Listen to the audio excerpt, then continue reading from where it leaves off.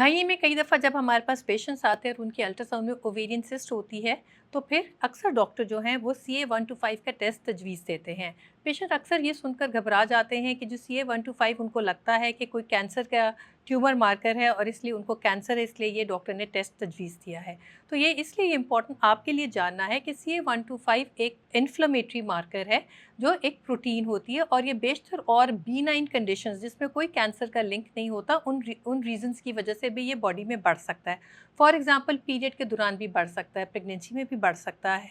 Pelvic inflammatory disease, adenomyosis, endometriosis, other B9 ovarian cyst, liver का cirrhosis हो और कई दफ़ा पेट की इनर लाइनिंग में अगर इन्फ्लेमेशन है, उन सूरत में भी CA-125 बढ़ सकता है। इसका जो अपर लिमिट है वो 35 इंटरनेशनल यूनिट्स पर लीटर है। अमूमन 35 से 100 तक अगर मिकदार डिटरमिन हुई है तो ये बेशतर केसेस में B9 वजह से होता है।